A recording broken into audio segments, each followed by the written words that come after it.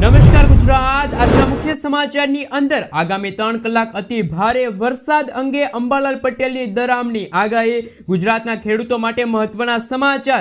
3 દિવસમાં સરકાર લેશે મોટો નિર્ણય। ખેડૂતોના ખાતામાં જમા થશે 2000 રૂપિયાની બદલે 4000 રૂપિયાનો હપ્તો। રાશન કાર્ડ ધારકો આપે ધ્યાન, આધાર કાર્ડમાં નવી સિસ્ટમ। પાન કાર્ડ ધારકો માટે મહત્વના સમાચાર। ગામડાના લોકોને થશે ફાયદો। હવે તમારું વીજળી બિલ ઝીરો આવશે। ભારે વરસાદથી ખેતી પાકો અને જમીનને વ્યાપક નુકસાન। વાવણી પહેલા ખેડૂતોને મળશે 4000 રૂપિયાની સહાય। પશુપાલકો માટે આવ્યા સારા સમાચાર અને આજના સૌથી મોટા ખેડૂત ઉપયોગી સમાચાર જાણીશું આજના આ વિડીયોની અંદર। મિત્રો, દરેક સમાચાર, દરેક માહિતી જણાવીએ એ પહેલા ગુજરાતના જે પણ મિત્રો ચેનલ પર જો પહેલી વાર આવ્યા હોય તો મિત્રો ખાસ કરીને વિડીયોને એક લાઇક કરી ચેનલને સબસ્ક્રાઇબ કરવાનું ભૂલતા નહીં। સાથે આજનો આ વિડીયો છે જેને અંત સુધી જોતા રહેજો। મિત્રો, તેના તાજા અને હવામાન સમાચાર વિશે વાત કરીએ તો ગુજરાત રાજ્યમાં વરસાદ અંગે હવામાન નિષ્ણાંત એવા અંબાલાલ પટેલની આગાહી સામે આવી છે। રાજ્યભરમાં હળવાથી ભારે વરસાદની આગાહી વ્યક્ત કરવામાં આવી છે। હવામાન નિષ્ણાંત અંબાલાલ પટેલે વધુ જણાવ્યું છે કે 23મી જૂનથી રાજ્યમાં વરસાદનો બીજો રાઉન્ડ શરૂ થશે। 23થી લઈને 26 જૂનના રોજ બંગાળના ઉપસાગરની સિસ્ટમના કારણે ગુજરાતમાં વરસાદ પડશે તથા રાજ્યના ઘણા ભાગોમાં ભારેથી અતિ ભારે વરસાદની પણ આગાહી વ્યક્ત કરવામાં આવી છે। ગુજરાતમાં છેલ્લા 3 દિવસથી ભારે વરસાદ વરસી રહ્યો છે। સૌરાષ્ટ્ર અને દક્ષિણ ગુજરાતના વિસ્તારોમાં ભારે વરસાદ ખાબકી રહ્યો છે। ત્યારે હવામાન વિભાગે પણ આગામી 5 દિવસ રાજ્યમાં સાર્વત્રિક વરસાદની આગાહી કરી છે। હવામાન વિભાગે ક્યાંક ભારે તો ક્યાંક અતિ ભારે વરસાદની આગાહી વ્યક્ત કરી છે।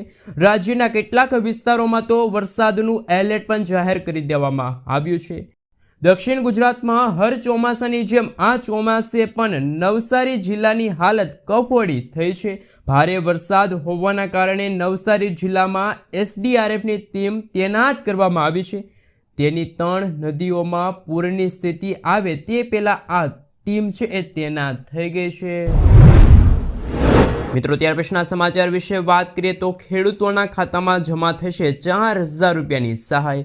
બાગાયત વિભાગ દ્વારા ચાલુ વર્ષ દરમિયાન જામનગર જિલ્લાના અનુસૂચિત જાતિના તમામ ખેડૂતોને 10 ગુઠા વાવેતર વિસ્તાર માટે 2000 રૂપિયાની મર્યાદામાં શાકભાજી પાકોમાં હાઇબ્રિડ બિયારણના ઇનપુટ કિટ્સ વિનામૂલ્યે આપવાનું નક્કી કરવામાં આવ્યું છે।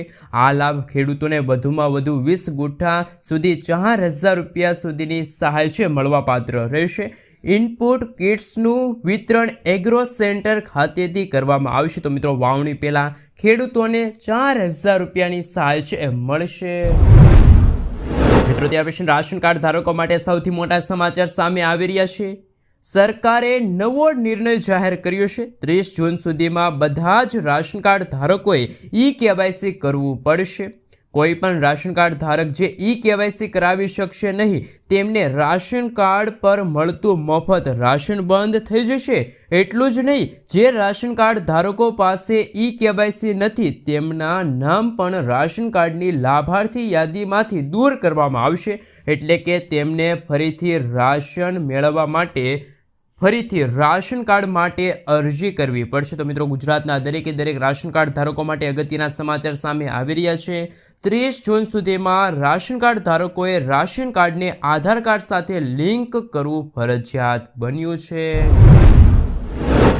મિત્રો, ત્યાર પછીના સમાચાર વિશે વાત કરીએ તો પ્લેન ક્રેશ દુર્ઘટનાને લઈને ગુજરાત સરકારે એર ઇન્ડિયા પાસે 2.69 કરોડ રૂપિયા માંગ્યા। અમદાવાદ પ્લેન ક્રેશ દુર્ઘટના બાદ ગુજરાત સરકારે એર ઇન્ડિયા પાસે નુકસાની પેટે 2.69 કરોડ રૂપિયાની માંગણી કરી છે। રાજ્યના પ્રવક્તા મંત્રી ઋષિકેશ પટેલે જણાવ્યું કે હોસ્ટેલની ઇમારતોને થયેલા નુકસાનના વળતર રૂપી આ રકમની માંગણી કરવામાં આવી છે। ઇમારતોનું સમારકામ એર ઇન્ડિયાના ખર્ચે જ કરવામાં આવશે।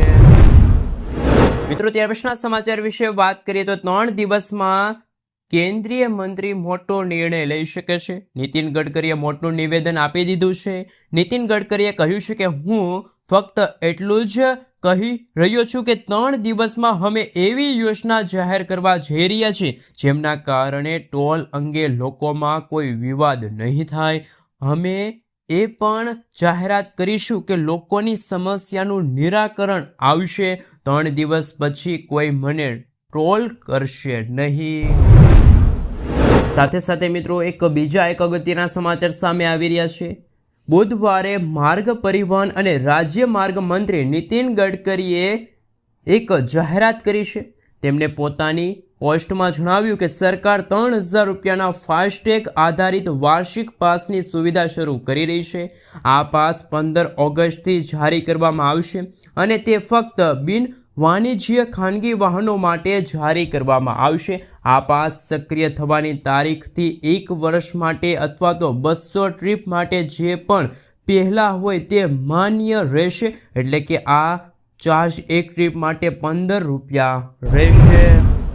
ત્યાર પછીના સમાચાર વિશે વાત કરીએ તો ખેડૂતોને મળશે 4000 રૂપિયાનો હપ્તો।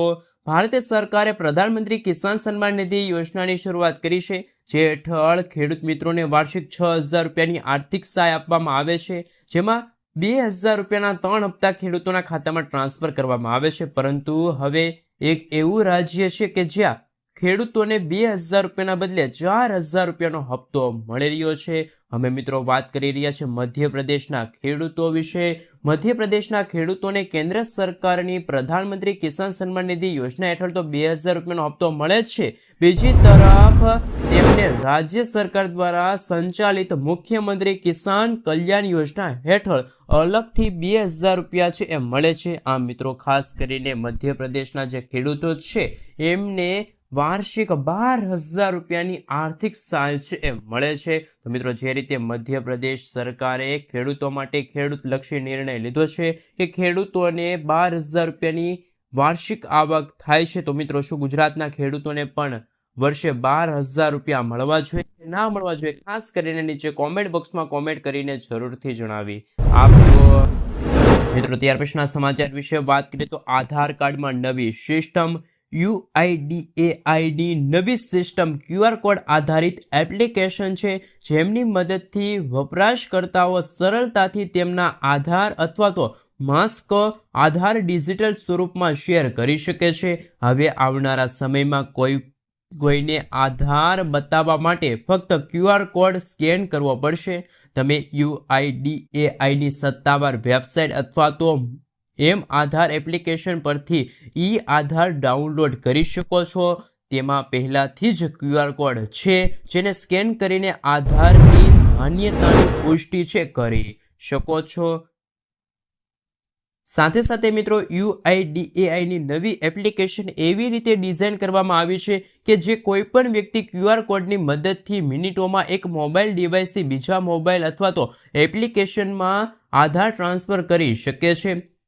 હોટલમાં ચેક ઇન કરતી વખતે, ટ્રેનમાં મુસાફરી કરતી વખતે અથવા તો અન્ય સ્થળોએ આધારને આઈડી પ્રૂફ તરીકે બતાવવા માટે હવે હાર્ડ કોપીની જરૂર રહેશે નહીં। મિત્રો ત્યાર પછીના સમાચાર વિશે વાત કરીએ તો અગત્યના સમાચાર સામે આવી રહ્યા છે। સરળતાથી થશે હવે લોકોના કામ। ગુજરાત સરકારે રાજ્યના વહીવટ તંત્રને વધુ ગતિશીલ અને કાર્યક્ષમ બનાવવા માટે એક ઐતિહાસિક નિર્ણય લીધો છે। સામાન્ય વહીવટ વિભાગે હવે સરકારી અધિકારીઓ વચ્ચે યોજાતી બેઠકો માટે આધુનિક અને સમય કેન્દ્રિત માર્ગદર્શિકા જાહેર કરી છે। આ નવા નિર્દેશો અનુસાર ગાંધીનગરની બહાર કાર્યરત જિલ્લા કક્ષાના અધિકારીઓ માટે વેલ્યુ પ્લેટફોર્મની હાજરી આપવી ફરજિયાત રહેશે અને કોઈપણ બેઠકનો સમયગાળો કડકપણે 1 કલાકથી વધુ રહેશે નહીં। મિત્રો ત્યાર પછીના સમાચાર વિશે વાત કરીએ તો ગામડાના લોકોને થશે મોટો ફાયદો। ગ્રામ્યમાં પીવાના પાણીની સમસ્યાની ફરિયાદ માટે ટોલ ફ્રી નંબર જાહેર થયો છે। ગુજરાતના મુખ્યમંત્રી ભૂપેન્દ્ર પટેલના નેતૃત્વમાં રાજ્ય સરકારના પાણી પુરવઠા વિભાગ દ્વારા ગુજરાતના શહેરી વિસ્તારોની સાથે ગ્રામીણ વિસ્તારોમાં પણ તમામ ઘરોમાં પીવાનું શુદ્ધ પાણી મળે તે સુનિશ્ચિત કરવામાં આવ્યું છે।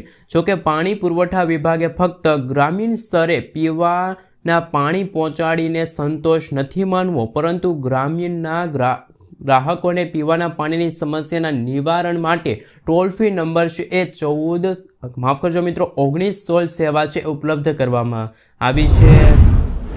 મિત્રો આગળના સમાચાર વિશે વાત કરીએ તો પશુપાલકો માટે આવ્યા છે અગત્યના સમાચાર। ગુજરાત સરકાર દ્વારા ગાય સહાય યોજના વર્ષ 2025ની જાહેરાત કરવામાં આવી છે। આ યોજના હેઠળ દરેક ગાય માટે 900 રૂપિયાની નાણાકીય સહાય આપવામાં આવે છે, જે વાર્ષિક 10,800 રૂપિયા થાય છે. આ સહાય ગાયના સંભાળ ખર્ચના મદદ કરવા માટે રચાયેલ છે. આ યોજનાનો લાભ માટે ખેડૂત ગુજરાત રાજ્યનો કાયમી રહેવાસી હોવો જોઈએ, તેમને પોતાની જમીન હોવી જોઈએ અથવા તો ભાડાની જમીન પર ખેતી કરતા હોવા જોઈએ. જ્યારે આ યોજના હેઠળ દરેક ખેડૂતોને વધુમાં વધુ ગાય માટે સહાય છે મળતી રહેશે. તો મિત્રો, પશુપાલકો માટે ગુજરાતના મુખ્યમંત્રી ભૂપેન્દ્ર પટેલ દ્વારા ઐતિહાસિક નિર્ણય લેવામાં આવ્યો છે. ગાયોના સંભાળ માટે પશુપાલકોને ખેડૂતોને એક ગાય દીઠ 900 રૂપિયાની દર મહિને સહાય મળશે અને વાર્ષિક 10,800 રૂપિયાની આર્થિક સહાય છે એ ખેડૂતોને મળવાપાત્ર રહેશે. મિત્રો, ત્યાર પછીના સમાચાર વિશે વાત કરીએ તો અગત્યના સમાચાર સામે આવી રહ્યા છે. અમરેલીમાં ભારે વરસાદથી ખેતી પાકો અને જમીનને વ્યાપક નુકસાન થયું છે. ખેડૂતો પરેશાન થયા છે. અમરેલી જિલ્લામાં પડેલા અતિ ભારે વરસાદના ભાગરૂપી તેમજ ઉપરવાસની નદીઓ અને નાળામાં પૂર પાણી એટલે કે મિત્રો ખેડૂતોના ખેતરોમાં પાળા શેઢા પાળા તોડીને ખેતરોમાં આવી જતા ખેડૂતોના ખેતરો વાડીઓને વ્યાપક પ્રમાણમાં ધોવાણ થવાથી ખેડૂતોને ખૂબ જ નુકસાન થયેલ છે. હજુ ખેડૂતો કમોસમી વરસાદના કારણે થયેલા નુકસાનીમાંથી બહાર નથી આવ્યા. ત્યાં અત્યારે અતિભારે વરસાદના કારણે ખેતીની જમીનનું ધોવાણ થતાં ખેડૂતો દ્વારા કરેલ ખાસ વાવેતર છે એ એકંદરે નિષ્ફળ થયા છે. હાલ ખેડૂતોની સ્થિતિ દયનીય બની ગઈ છે. અમરેલી જિલ્લાના ખેડૂતોને મોટા પ્રમાણમાં નુકસાન થયેલું છે. આ સાથે મિત્રો નુકસાની સામે વળતર ચૂકવવામાં આવે. સાથે સાથે સરકારને જણાવેલ છે કે અગાઉ પણ અમરેલી જિલ્લામાં વર્ષ 2024 અને 25માં કમોસમી વરસાદ પડેલ, જેમાં ખેડૂતોને વ્યાપક પ્રમાણમાં નુકસાન થયું હતું.